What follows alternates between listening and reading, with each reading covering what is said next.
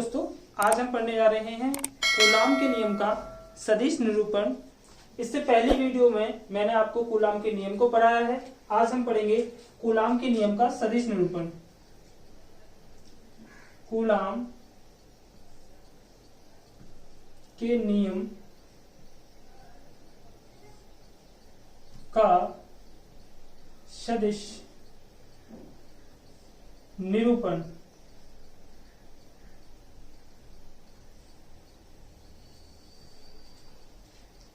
हमारे पास दो आवेश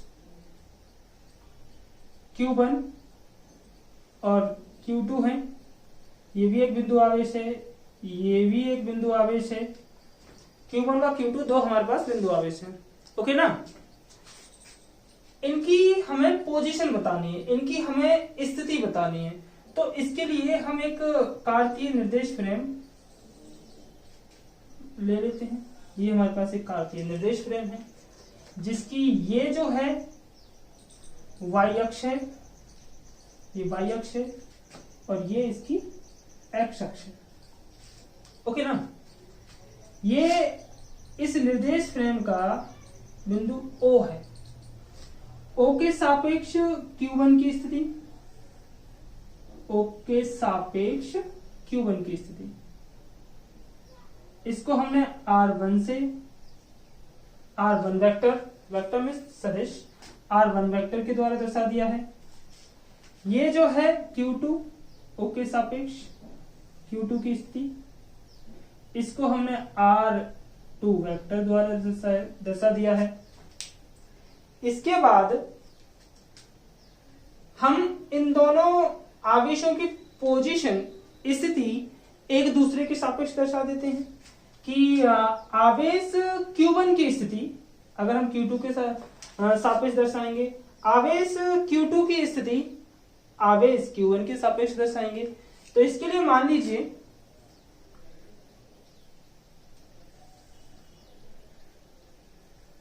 ये सदिशों को निरूपित करने के लिए आपको अगर एक लॉजिक कोई नियम नहीं है, एक लॉजिक ध्यान रख सकते हैं। जैसे हम किसके कारण किसकी स्थिति को दर्शाते हैं, तो जो कारण होता है वो पीछे आता है। जो कारण होता है वो कहाँ आता है, वो पीछे आता है। और जिसकी पोजीशन को दर्शाना होता है वो आगे आ जाता है। जैसे मैं यहां पर अगर मैं बात करूं कि मैं यहां पर किसकी पोजीशन को दर्शा रहा हूं, Q1 की पोजीशन को दर्शा रहा हूं। किसके कारण, Q2 के कारण। तो इसको कारण कौन है, 2 है। तो ये आ जाएगा R12। क्या आ जाएगा, R12 किसके कारण आया है, Q2 के कारण आया है।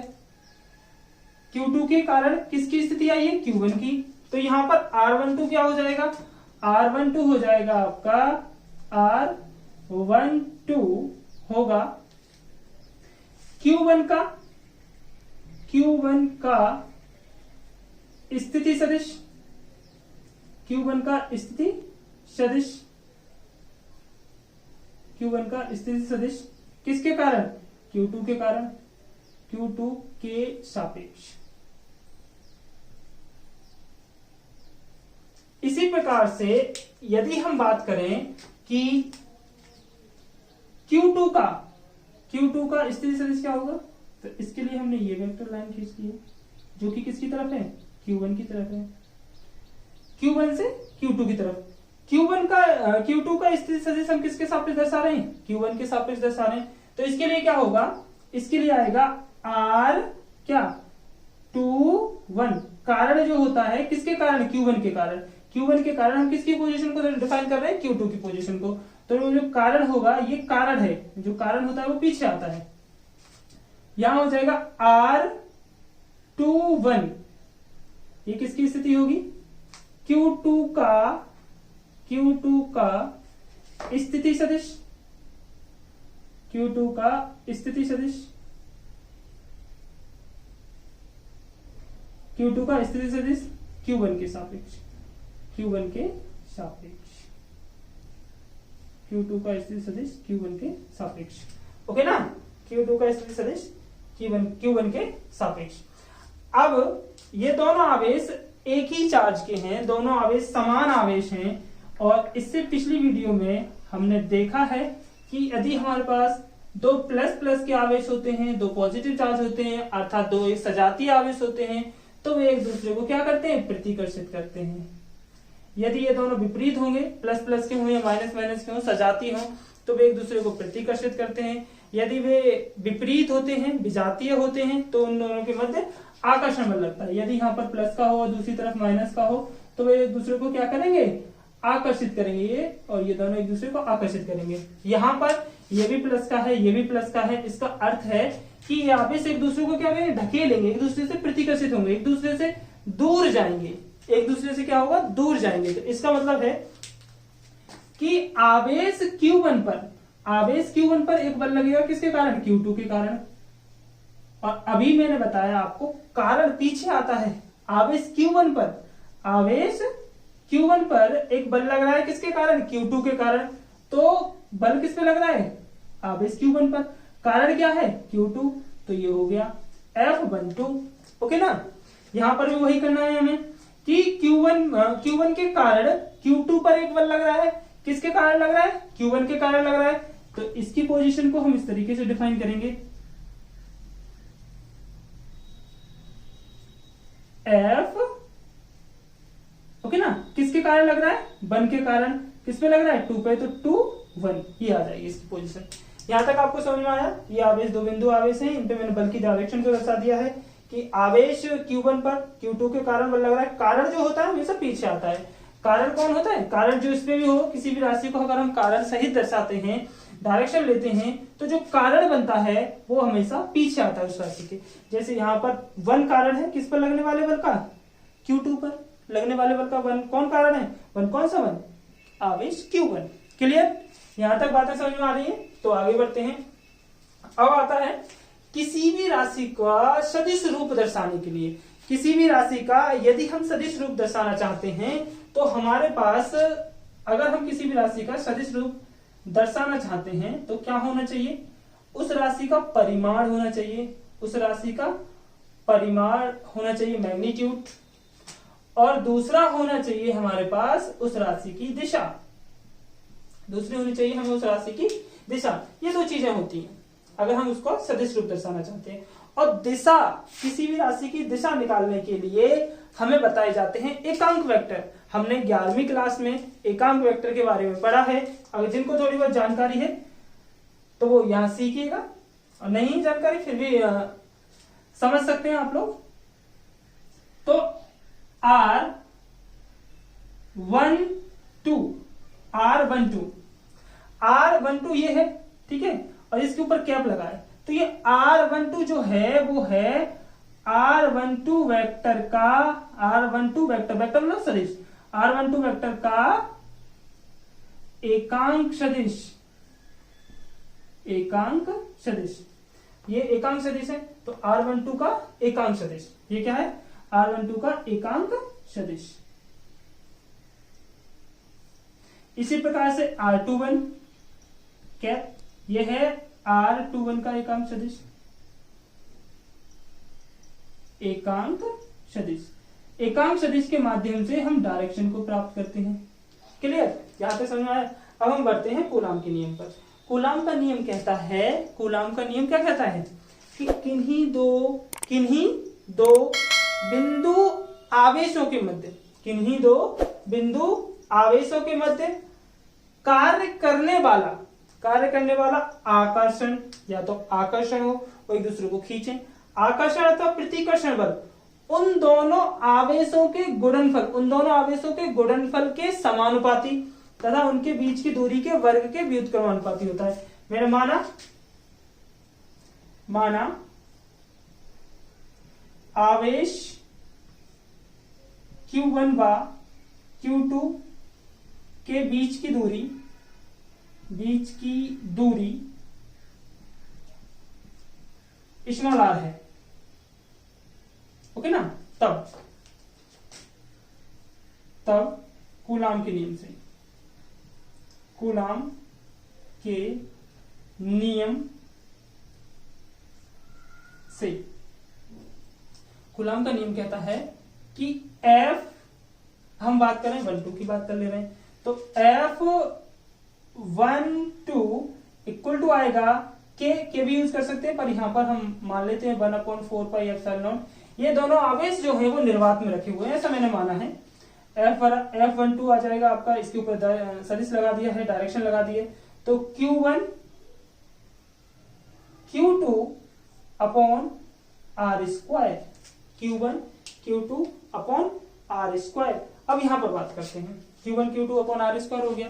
अब यहां पर बात करते हैं, ये F12 इधर है, तो इसका एकांक सदिश कौन सा है, इसका स्थिति सदिश कौन सा है, इसका स्थिति सदिश है, अगर हम यहां से देखें तो R12, इसका स्थिति सदिश क्या है, R12। तो यहां से हम लिखेंगे R12 क्या, R12 का मतलब R12 क्या, ओके ना।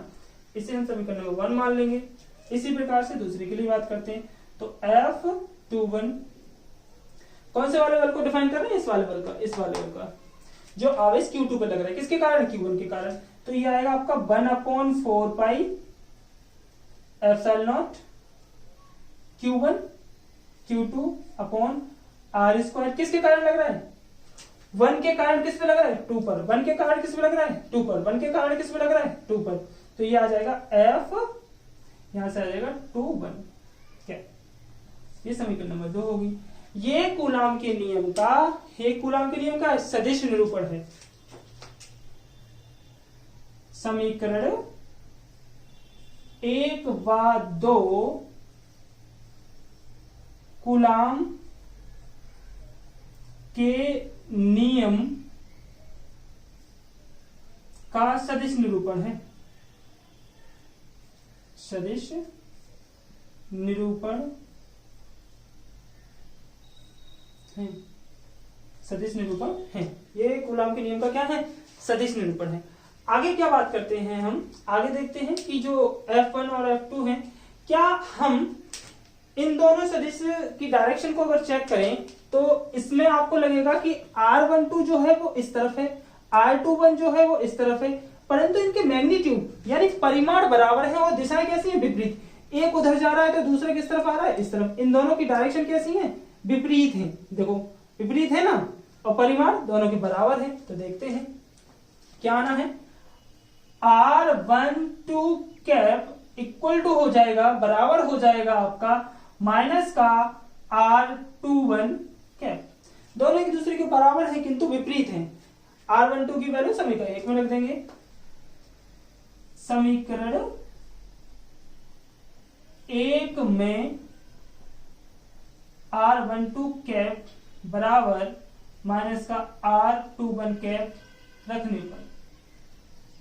रखने पर जब ये वैल्यू वहां रखेंगे तो आपको क्या मिलेगा, आपको मिलेगा F12 बराबर 1/4πε0 Q1 Q2 upon R square, और यहां आएगा R21 कैप। और ये जो माइनस साइन है वो मैं आगे लिख दे रहा हूं, ये आ जाएगा। क्लियर यहां तक, कोई समस्या है तो पूछिए। इसको हम मान ले रहे हैं समीकरण नंबर 3। अब क्या करना है, अब हमें करना है, ये समीकरण 2 है, ये समीकरण 3 है, समीकरण 2 व 3 से किससे बात करते हैं हम, समीकरण 2 व 3 से। 2 व 3 से क्या होगा, जब इन दोनों की हम तुलना करेंगे, कंपेयर करेंगे, तो आप देखिएगा ये सारी वैल्यू जो परिमाण है दोनों के बराबर हैं, किंतु दिशाएं जो हैं वो एक दूसरे के विपरीत हैं। 3 से F12 बराबर होगा F21 के, परंतु किसका, माइनस का।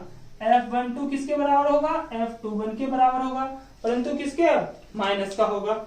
F12 इक्वल टू हो जाएगा F21 के, ओके ना।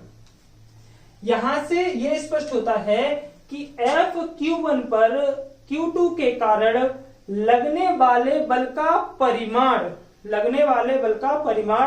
F(Q2) पर Q1 के कारण लगने वाले बल के परिमाण के बराबर है, किंतु उनकी दिशाएं कैसी हैं, विपरीत हैं।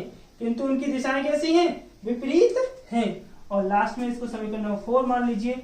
समीकरण 4 से यह स्पष्ट होता है, समीकरण 4 से यह स्पष्ट होता है कि जब दो एक ही जैसे आवेश, जब दो एक ही समान आवेश, समान जाति के आवेश एक दूसरे से कुछ दूरी पर रखे जाते हैं तो वे एक दूसरे पर समान बल आरोपित करते हैं, किंतु उनकी दिशाएं कैसी होती हैं? विपरीत होती हैं। यहां से आपका न्यूटन के गति का तृतीय नियम प्रूफ होता है। और ये आपसे क्वेश्चन इस तरीके से एग्जाम में आता है कि न्यूटन के गति का तृतीय नियम को प्रूफ कीजिए कूलाम के नियम से। ओके ना? ये यहाँ पर आपका लेक्चर खत्म हुआ। और अगर आपको यहाँ इस टॉपिक में कोई समस्या आती है, कोई कठिनाई होती है, तो आप मेरे लिए कमेंट कर सकते हैं, मैं आपकी उस कमेंट का जवाब दे दूंगा। ओके ना?